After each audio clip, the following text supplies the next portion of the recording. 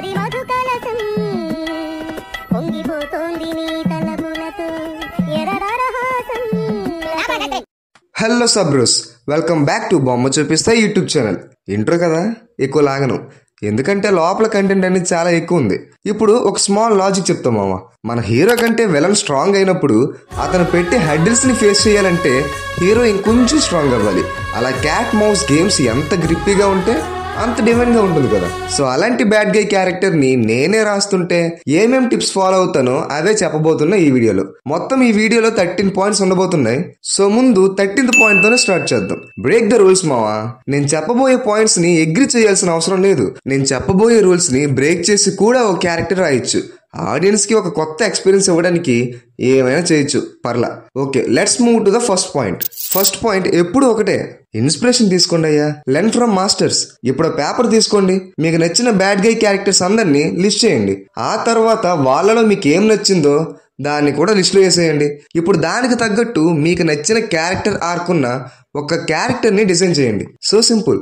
For example, ఇప్పుడు నాకు Siddharth Abhimanyu, joker etcetera ఇలాంటి కొన్ని బ్యాడ్ గై క్యారెక్టర్స్ అంటే ఇష్టం. So let's take Siddharth Abhimanyu first. ఒకటి, ఎడ్యుకేషన్ ఫస్ట్, జైలుకి వెళ్ళి వచ్చిన చదువుకొని గొప్పోడవుదాం అనుకునే character. 2, this idiot had no bad habits, like మందు కొట్టడు, పొగ తాగడు, అమ్మాయిని తప్పుగా చూడ్డు, వర్క్ హాలిక్, ఒకటే అమ్మాయిని లవ్ చేస్తాడు. 3, ఎమోషన్లెస్ గాయ్, తన సిద్ధాంతాలకు ఫేమ్ అండ్ నేమ్ కి అడ్డొస్తే తను పెంచిన నాన్నైనా ఒకటే, తాను ఎంతగానో ప్రేమించిన వైఫ్ అయినా ఒకటే.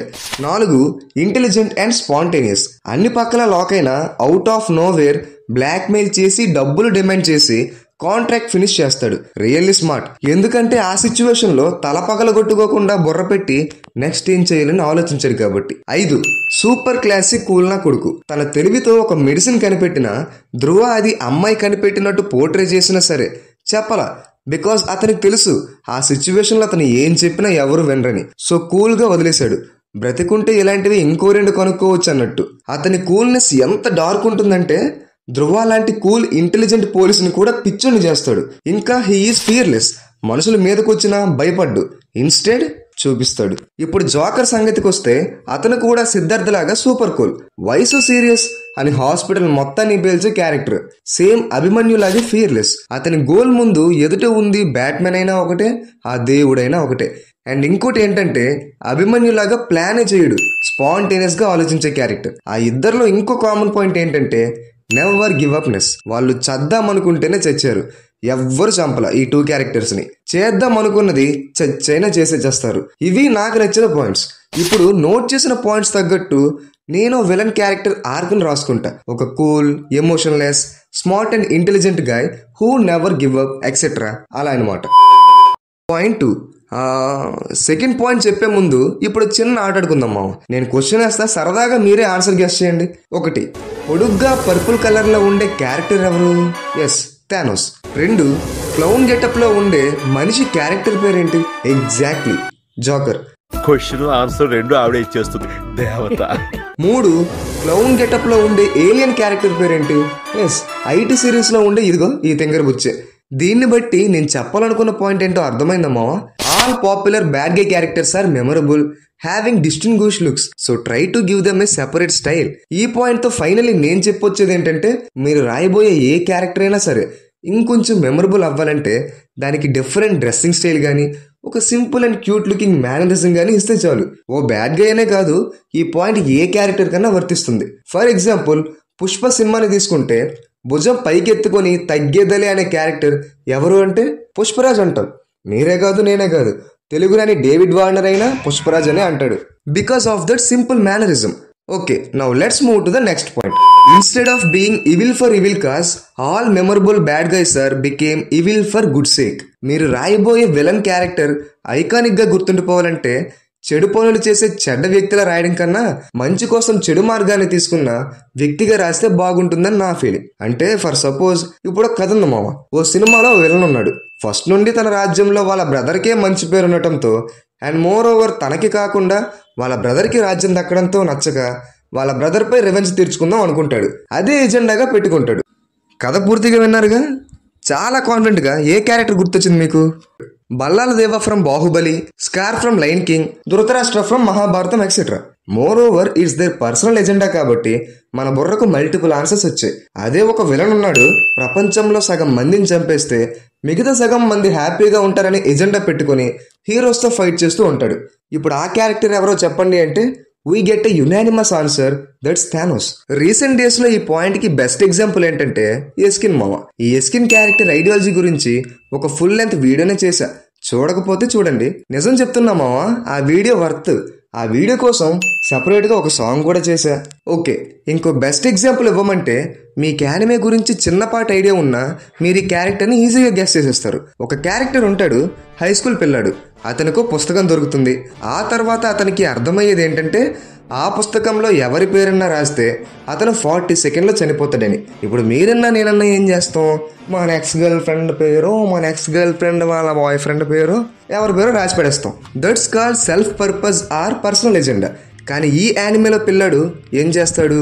క్రిమినల్స్తో, క్రైమ్స్తో ఈ ప్రపంచం కుళ్ళిపోయిందని గ్రహించిన అతను ఒక క్రైమ్ ఫ్రీ వరల్డ్ తయారు చేద్దాం అనుకుంటాడు. ఒక సర్వే ప్రకారం ఈ యానిమేలో ఆ పిల్లాడు ఆ బుక్తో ఆల్మోస్ట్ 2,80,000 మందిని చంపాడంట. అంతమంది క్రిమినల్స్ని చంపిన ఈ సోషియోపాథిక్ కిల్లర్ క్యారెక్టర్ని ఆదరిస్తాం, ప్రేమిస్తాం.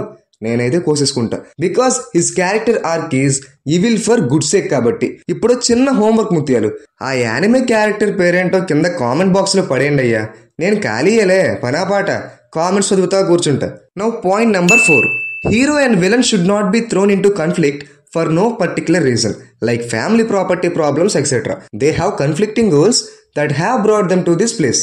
అంటే 2 మెయిన్ క్యారెక్టర్స్ మధ్య కాన్ఫ్లిక్ట్ అనేది పర్సనల్ ఎజెండాస్కి పోకుండా వారి సెపరేట్ గోల్స్ వారిని ఒక చోటుకి తీసుకొచ్చేటట్టు కథ రాసుకుంటే బాగుంటుంది. ఫర్ ఎగ్జాంపుల్, డార్క్ నైట్ సినిమాలో బ్యాట్మెన్ ఏమో bad must be punished and good must be saved అన్నట్టే ఉంటాడు. బట్ జోకర్ క్యారెక్టర్ ఏమో all humans are dark, sometimes grey అనుకునే వ్యక్తి. అవసరం వస్తే మంచున్నైనా వేరే వాడిని చంపి వాడి ఆకలి తీర్చుకోవాలనుకుంటాడు.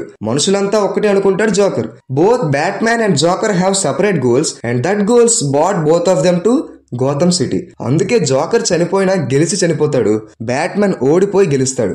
అండ్ నెక్స్ట్ యానిమల్ మూవీ తీసుకుంటే అబ్రర్ వాళ్ళకి స్వస్తిక్ ప్రాపర్టీ కావాలి. అలా కావాలంటే మన మిస్టర్ ఇండియా చనిపోవాలి. కానీ ఇటు రణ్విజయ్ సంగతికి వస్తే నాన్న అంటే పిచ్చి. నాన్న మీద చిన్న గీత పడ్డా కూడా దునియా తగలెట్టేస్తా అనే వ్యక్తి. Both have different goals but locked at mister India. He is the common conflict to both good and bad guys in that film. ఇంకా రాకీ బాయ్ సంగతికి వస్తే మదర్ మోటివేషన్ సైడ్ ట్రాక్లో నడిచిన హిస్ గోల్ ఈజ్ ఎలా బ్రతికినా పర్లా, కానీ చనిపోయేటప్పుడు మాత్రం శ్రీమంతుడిగానే చనిపోవాలి. ఇక్కడ ఎలా బ్రతికినా అంటే చెడ్డగా పెరిగినా పర్లేదు, మంచిగా పెరిగినా పర్లేదు, కానీ హీ మస్ట్ డై రిచ్, అంతే. ఇప్పుడు ఆ గోల్ని చేరుకోవాలంటే ఫస్ట్ పార్ట్లో అప్పటికే కేజీఎఫ్ని కింగ్లా సింగిల్ హ్యాండ్తో వెళ్తున్న గరుడని చంపాలి. అది కూడా అందరి ముందు చంపి వేరే వాళ్ళు అతని గోల్ని ఫుల్ఫిల్ చేయడానికి కాన్ఫ్లిక్ట్లా మారకుండా చూడాలి. సో జాతరలో పొట్టేల్ని బలిచ్చేస్తాడు మనోడు. And point number 5, villain must emerge as an organic part of the plot, not as an obligatory villain that has been granted on to the story. అంటే బ్యాడ్ గై ఆర్ అపోనెంట్ అనే వ్యక్తి కథకి ఆర్గానిక్గా పుట్టాలి తప్ప పెట్టాలని పెట్టడం కాదు. ఇప్పుడు ధృవ మూవీ చూశారు కదా, అందులో ధృవ అనే క్యారెక్టర్ ఏ క్రిమినల్ని చంపితే 100 మంది క్రిమినల్స్ భయపడతారో అతన్ని తన అపోనెంట్ చేసుకుందాం అనుకుంటాడు. ఇటుపక్క అటువంటి 100 క్రిమినల్స్ని తన ఇంటెలిజెన్స్తో కంట్రోల్ చేసి ఒక క్రైమ్ అండర్ వరల్డ్ని నడుపుతుంది సిద్ధార్థ్ అభిమన్యు అనే character. So Dhruva chooses Siddharth Abhimanyu as his target. Point number 6. In some stories, the revelation of the real bad guy is a twist saved for the middle and end of the story. To do this, you must hide the bad guy's true nature in all the earlier scenes. అంటే కొన్ని కథల్లో main విలన్ని చూపించడమే ఒక పెద్ద twist అవుతుంది. అలాంటప్పుడు ఒక audience మనసులో ఓడి అమ్మ ఏం ట్విస్ట్ అయ్యి అనిపించాలంటే ఆ క్యారెక్టర్ యొక్క ట్రూ నేచర్ని తగినంత హైడ్ చేయాలి. ఫర్ ఎగ్జాంపుల్, ఐ సినిమాలో డాక్టర్ని చేసినట్టు. అండ్ ఇంకో బెస్ట్ ఎగ్జాంపుల్ కావాలా, లెజెండ్ సర్వాన సినిమాలో ఊర్వశి రాథోడ్ హైడ్ చేసినట్టు చేయాలి. ఓకే, జోక్స్ అపార్ట్, జనరలీ ఈ టెక్నిక్ ని థ్రిల్లర్ మూవీస్ లో ఎక్కువగా వాడుతూ ఉంటారు మామ. హిట్ కేస్ 1 మూవీలో హీరో విశ్వక్ సేని గారి ఫ్రెండ్ కూడా పోలీసే. అతను విశ్వక్ కి కేసులో హెల్ప్ చేస్తూ ఉంటాడు. సో మెయిన్ లీడ్ కి సపోర్టరే అనుకుంటాం. మోర్ ఓవర్ ఒక పోలీస్ క్రైమ్ చెయ్యడు అని ఆల్రెడీ మన బుర్రలో గట్టిగా ఫిక్స్ అయిపోయి ఉంటాం కాబట్టి అతనే మెయిన్ విలన్ అన్నప్పుడు బుర్ర పేలిపోయింది. నిజం, నాకైతే పేలిపోయింది కాబట్టి చెప్తున్నా. అండ్ ఆ హిట్ సినిమాలో ఇంకో పాజిటివ్ ఏంటంటే హీరో ఫ్రెండ్ గా ఒక కంప్లీట్ అన్నోన్ ఫేస్ ని పట్టుకొచ్చారు. Note this point, complete unknown face ని పెట్టుకున్నారు. సో మనం ఒక అన్నోన్ ఫేస్ కి అంత పెద్ద రోల్ ఎందుకు ఇస్తారని అనుకుంటాం. అక్కడే మెంటలీ ట్రిక్ అయిపోతాం కూడా. And that same trick was logged in hit the second case. Because ఒక చిన్న క్యారెక్టర్ కోసం సుహాస్ లాంటి వెల్ నోన్ యాక్టర్, విన్నారుగా, ఒక వెల్ నోన్ ఫేస్ ని తీసుకోవడం ఏంటి అన్న small doubt second half starting లో నాకు రావడం వల్ల మంచి మూవీ ఎక్స్పీరియన్స్ కోల్పోయామయ్యా. Because I'm right at that moment main role ఇవ్వటానికే సుహాస్ గారిని పెట్టుకున్నారేమో అనుకున్నా కాబట్టి ఆ ఫిల్మ్ ని అంత ఎంజాయ్ చేయలేకపోయా. And point number 7, one way of concealing bad guy is showing that they are comedy or weak for others or as loving and supportive. అర్థమైంది కదా? ఒక బ్యాడ్ గైని హైడ్ చేయడానికి ఇంకో బెస్ట్ వే ఏంటంటే అతన్ని వీక్గా అన్నా లేదా సపోర్టివ్ రోల్గా అన్నా పోర్ట్రే చేయండి, లేదా కామెడీ అన్నా చేయించండి. అప్పుడే కదా ఆడియన్స్ అతని రోల్ని సీరియస్ అనుకోరు. అలా అనుకునేటట్టు చేసిన వెంటనే అతని ఒరిజినల్ ఐడెంటిటీని బయట పెడితే ఆ ట్విస్ట్ పండే అవకాశాలు విపరీతంగా ఉన్నాయని వేణుస్వామి చెప్పారంట. దీనికి బెస్ట్ ఎగ్జాంపుల్ ఏంటంటే అడవిశేష్ గారి గూఢచారి సినిమానే తీసుకుంటే వెన్నెల కిషోర్ని అంత సీరియస్ గా తీసుకో, బట్ అతను కూడా విలనని చెప్పే ట్విస్ట్ ఉంటుంది భయ్యా. ఓకే మీ క్యారెక్టర్ ఆర్ కామెడీగా ఉండాలన్నా లేదన్నా రివీల్ చేయకముందే ఇలా చేయండి. లేదు వన్స్ క్యారెక్టర్ రివీల్ అయ్యాక ఆర్ మీ కథలో ఆ క్యారెక్టర్ని చాలా సీరియస్గా చెప్దామని అనుకున్నప్పుడు ఓకే, నెక్స్ట్ పాయింట్లో చెప్తాను. Okay, coming to the point number 8, in a serious story it's important for the bad guy to be worthy opponent, so don't dilute him. ఒక సీరియస్ కథలో చెడ్డ వ్యక్తి విలువైన ప్రత్యర్థిగా ఉంచడం చాలా ముఖ్యం. అతనే కామెడీ చేశాడంటే అతని క్యారెక్టర్లోని క్రూయల్నెస్ ఆర్ సీరియస్నెస్ డైల్యూట్ అయిపోతాయేమో. ఇంకో రకంగా చెప్పాలంటే మీ మెయిన్ విలన్ కథలో క్యారెక్టర్స్కి ఒక థ్రెట్లా ఉండాలి, కానరాని భయంలా తయారవ్వాలి. ఫర్ ఎగ్జాంపుల్ టెర్మినేటర్లో విలన్ గ్రిల్స్లోంచి వాటర్లోంచి ఎక్కడ పడితే అక్కడ నుండి వచ్చేస్తాడేమో అన్న భయం పుట్టిస్తాడు. అదే మన మూవీలో ఎగ్జాంపుల్స్ తీసుకుంటే కమల్ హాసన్ గారి దశావతారం సినిమాలో విలనే హీరో వెంటపడే టైంలో విలన్ కమెడియన్స్ దగ్గరికి వెళ్ళి వాళ్ళతో కామెడీ సీన్స్ రాయించి లెంత్ని డ్రాగ్ చేయకుండా ఆన్ పాయింట్లో వెంటపడుతూనే ఉంటాడు. అతని గోల్కి అడ్డుపడేవాడిని చంపటానికైనా ఆలోచించడు. He's the fear to hero and he's the fear to us who watches it. ఈ పాయింట్ హర్రర్ మూవీస్ కూడా వర్తిస్తుంది. దెయ్యంతో కామెడీ చేయకుండా ఆర్ చెయ్యించకుండా అసలు కామెడీ సీన్సే రాయకుండా తీసుకెళ్తే కథ సీరియస్గా క్రిప్పీగా ఉంటుందని నా feeling. For example Pashupati from Arundhati, Masooda, Chandramukhi. అమ్మో, చంద్రముఖి అనే క్యారెక్టర్ సంగతికి వస్తే క్యారెక్టర్ ఉంటుంది భయ్యా. అబ్బబ్బబ్బబ్బబ్బబ్బా, చిన్నప్పుడు అన్నం తినకపోతే చంద్రముఖితో పెళ్లి చేస్తా అని ఎన్నిసార్లు భయపెట్టలేదు మా అమ్మ. థ్యాంక్ గాడ్ అన్నం తినేసేవాడిని, లేకపోతే డైలీ నైట్ మ్యూజిక్ కచేరీ జరిగేది మా ఇంట్లో. అండ్ పాయింట్ నెంబర్ 9 సంగతికి వస్తే most bad guys tend towards one of two categories, relatable versus mysterious, and that depends on amount of information or flashback story we have given to the audience. Villains అనే కాదు, almost memorable characters అన్ని 2 types లో divide చేయొచ్చు మావా. First point relatable like 7G Brindavanam colony నాన్న character, Venky from Nuvvu Naaku Nachche etcetera. And point number 2 mysterious, అంటే for example psycho killers ని Christopher, సినిమా పేరు మీకు తెలుసులే, గులాబీ పువ్వు గోవింద్ ఫ్రమ్ అనసూయ ఎక్సెట్రా.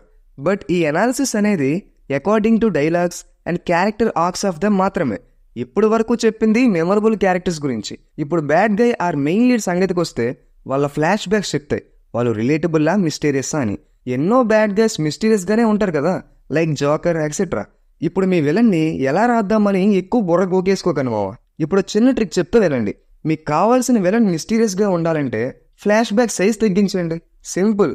అంటే ఆ క్యారెక్టర్కి సంబంధించిన ఇన్ఫర్మేషన్ తగ్గించేయండి లేదా హైడ్ చేసేయండి. లేటర్ సీన్స్లో చెప్పుకోవచ్చులే, కానీ అలా తగ్గిస్తే ఆ విలన్ క్యారెక్టర్ ఏం చేసినా ఎందుకు చేస్తున్నాడు అనే క్వశ్చన్తోనే ఉంటాం.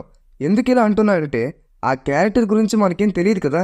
అతని మోటివ్ ఏంటో తెలియదు, అతని వీక్నెస్ ఏంటో తెలియదు, అతని స్ట్రెంగ్త్ ఏంటో, అతనికి ఎప్పుడు కోపం వస్తుందో ఏమీ తెలియదు.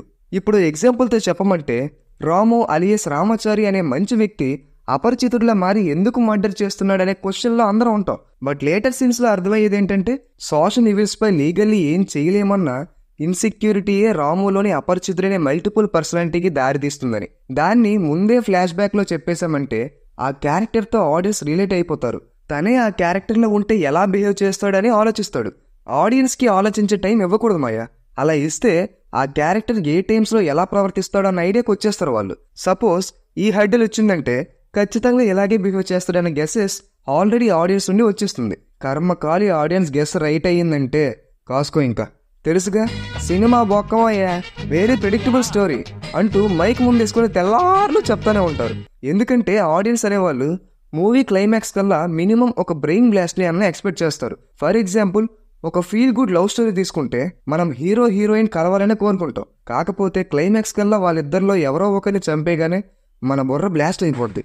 ఆ ending unexpected and moreover మన బుర్ర త్వరగా తీసుకోలేదు. లేకపోతే Devadasu, Laila Majnu, Geetanjali, colour photo and మొన్నొచ్చిన సీతారామం లాంటి ఎన్నో ప్రేమ కథలు ఊరికనే క్లాసిక్స్ అయ్యాయి ఏంటి? Point number 10. Good guys and bad guys are the two sides of same coin but not two different coins. You want to attend this then keep it little difference. Almost చాలా మూవీస్లో heroes villains two opposite పోల్స్లో ఉంటారు, ఆ two different కాయిన్స్లో ఉంటారు. If ఆడియన్ ఒక కాయిన్ని select చేసుకుందాం అనుకుంటే ఇంకో కాయిన్ని వదిలేస్తారు. బట్ అలా కాకుండా ఇద్దరికీ సేమ్ సిచ్యువేషన్స్ పెట్టి two sides of single coin చేద్దాం అనుకుంటే వారిద్దరికి చిన్న డిఫరెంట్ ట్రిగ్గర్ పాయింట్ పెట్టని చాలు. ఫర్ ఎగ్జాంపుల్ హనుమాన్ మూవీలో villain Michael and hero Hanumanthu goals ఒకటే, సూపర్ హీరోలా ప్రజలను కాపాడదాం అనుకుంటారు. కాకపోతే ఒకరు న్యాచురల్ పవర్స్ వచ్చాక చేద్దాం అనుకుంటారు, ఇంకొకరు న్యాచురల్ పవర్స్ వచ్చాయి కాబట్టి చేద్దాం అనుకుంటారు. బట్ విలన్ ఆ పవర్స్ కోసం ప్రజలను చంపుదామనే ఎక్స్టెంట్ వరకు వెళ్ళడం వల్ల అతను విలన్ అయిపోయాడు. ఇప్పుడు స్మాల్ కాషన్, మీరు ఈ టైప్ ఆఫ్ క్యారెక్టర్స్ రాద్దాం అనుకుంటే చాలా జాగ్రత్తగా రాయండి. కొంచెం తేడా కొట్టినా కథ మొత్తం పోతుంది. సో హీరో విలన్ ఐడియాలజీస్ ఒకటే అయినా వారి ప్లాన్ ఆఫ్ యాక్షన్ డిఫరెంట్ ఉండేటట్టు చూసుకొని చాలు. And next point, in many modern stories protagonist is the bad guy or becomes the bad guy or he is the blend of both hero and villain. ఇప్పుడు modern story టెల్లింగ్లో వచ్చిన trend ఏంటంటే hero character ఆర్క్లో dark shades రాయడం, and ఇదే ఈ మధ్య hit formula కూడాను. ఈ పాయింట్కి బెస్ట్ ఎగ్జాంపుల్ ఏంటంటే ముకుందన్ ఉన్ని అసోసియేట్స్ మూవీలో ప్రొటాగనిస్ట్ క్యారెక్టర్. ఏం సినిమారా బాబు, ఇందులో hero character one of my favourite characters అండి. అండ్ ఈ film one of my favourite films and I hardly recommend you to must watch మా. చూడనుండి ఉంటే తప్పకుండా చూడండి. ఇట్లాంటి క్యారెక్టర్స్ ఉన్న కథలు జనరల్లీ తక్కువ వస్తాయి. మ్యాక్సిమం మూవీస్లో హీరో అంటే ఏ బ్యాడ్ హ్యాబిట్ లేని మంచోడు అన్నట్టు ఉంటుంది. మన రామాయణం ఇన్స్పిరేషన్ ఏమో కానీ ఆ కాలం నుండి హీరోని బ్యాడ్గా చూపించడం ఒక ఆడియన్కు నచ్చదు అని అనుకున్నారేమో కానీ ఇట్లాంటి డార్క్ హీరోస్ రేర్గా చూస్తూ ఉంటాం మనం. మళ్ళీ ఇదే పాయింట్లో ఓ ఒక్క కూడా ఉంది మాస్టరు. డార్క్ షేడ్స్ ఉన్న హీరో సినిమాలో చూడడానికి బాగానే ఉంటుంది కానీ ఇన్స్పైర్ అవ్వడానికి కాదు. ఎర్రచందనం స్మగ్లింగ్ చేసేవాడు హీరో, చదువుకొని పోలీస్ అయ్యి రెస్పెక్ట్ కోసం అడిగినోడు విలన్. అండ్ ఆ సినిమా చూసి ఎవరో హీరోలా ఫీల్ అయ్యి స్మగ్లింగ్ చేస్తా కాప్స్ కి దొరికిపోయాడంట. మనిషి విన్నది మర్చిపోవచ్చు కానీ చూసేది మాత్రం మర్చిపోదు. అదే సినిమా. ఈ సినిమాలో వచ్చే ప్రతి సన్నివేశం మనిషిని ఎంతగానో ప్రభావితం చేస్తుంది. అది ఏ సీన్ అయినా కానీ రీల్ లో చూస్తున్నారు, రియల్ లైఫ్ లో చేస్తున్నారు. ఒక సినిమా మనిషిని ఇంతలా ఇంపాక్ట్ చేస్తుందా అని ఆశ్చర్యానికి గురి అవ్వ తప్పదు. ఆదిలాబాద్ జిల్లాలో వెలుగు చూసిన గంజాయి స్మగ్లింగ్ ఘటన పుష్ప సినిమాలోని ఎర్రచందనం స్మగ్లింగ్ సీన్ గుర్తు చేసింది. మంచిగుంది పోర్రి దందా. ఇంకో ముచ్చటైందంటే ఇంట్లో ముగ్గురు చదువుకునే పోరలు. నో నేనేం నెగిటివ్గా చెప్పట్లా, ఉన్నదానే చెప్తున్నా. కాకపోతే చూసే మీరు కొంచెం బుర్ర పెట్టి ఆలోచించాలని అంటున్నా. ఒక క్యారెక్టర్ చూసి ఇన్స్పిరేషన్ తీసుకునేటప్పుడు గ్రే షేడ్స్ గురించి చెప్పి రాకీ బాయ్ని ఎలా మర్చిపోతాను మావా? రాకీ బాయ్ ఉన్నాడు, అమ్మకిచ్చిన మాట కోసం KGFలోని బానిసలకు విముక్తి కలిగిస్తాడు. మళ్ళీ అదే అమ్మ మాట కోసం ఇప్పుడు వారు చేసిన పని కంటే ఎక్కువ పని చేయించుకుంటాడు. మామూలు గ్రే కాదు, డార్క్ గ్రే ఇది. And coming to the next point, not every story needs a bad guy. Indeed, many stories garner more respect. If there is no single character that is easily pegged as the bad guy. ఇప్పుడు ప్రతి కథకి bad guy అక్కర్లా. దియా, జాను లాంటి slice of మూవీసే best examples. Jaanu అందరూ చూసే ఉంటారు. Dia is pure reality మాయ. ఇంకో మస్ట్ వాచ్ మూవీ అని చెప్తా నేనైతే. ఒక్కసారి రంగస్థలం దిగి కాస్త రియాలిటీలోకి వస్తే మన ఒపీనియన్ మైండ్ సెట్కి ఆపోజిట్గా ఉన్నోళ్ళే మన జీవితంలో మన ఆపోనెంట్స్. వాళ్ళనే బ్యాడ్ గైస్ ఆర్ విలన్స్ అంటాం. ఎందుకంటే మన దృష్టిలో మనమే హీరోస్ కాబట్టి. అండ్ ఇప్పుడు వాడికి నువ్వు విలన్, ఎందుకంటే వాడు కూడా హీరోనే వాడి జీవిత కథలో. సో మీరు ఓ స్టోరీ రాద్దాం అనుకుంటే పర్లా, బ్యాడ్ గైస్ ఖచ్చితంగా ఉండాలన్న రూలే లేదు. అండ్ ఫైనల్లీ దట్స్ ఇట్ మావా. వీడియో అయిపోయింది. సరే, ఓ చిన్న స్లిప్ టెస్ట్ ఏంటంటే నేను ఈ వీడియోలో 12 పాయింట్స్ కవర్ చేయడానికి ఆల్మోస్ట్ 30+ మూవీస్ని ఎగ్జాంపుల్గా చెప్పా. ఓపికంటే ఆ మూవీస్ అన్ని కామెంట్ బాక్స్లో కామెంట్ చేయకుండా నచ్చితే ఓ చిన్న వైట్ హార్ట్స్తో కామెంట్స్ నింపేయండి. కంటెంట్ క్వాలిటీ వాల్స్ దాటేస్తే మీరే సబ్స్క్రైబ్ అండ్ లైక్ చేసి సపోర్ట్ చేస్తారని నాకు తెలుసు. Okay, finally it's time to say bye. ఎప్పట్లాగే నా లాస్ట్ డైలాగ్తో ఎండ్ చేస్తా. This is BC shining off. Bye.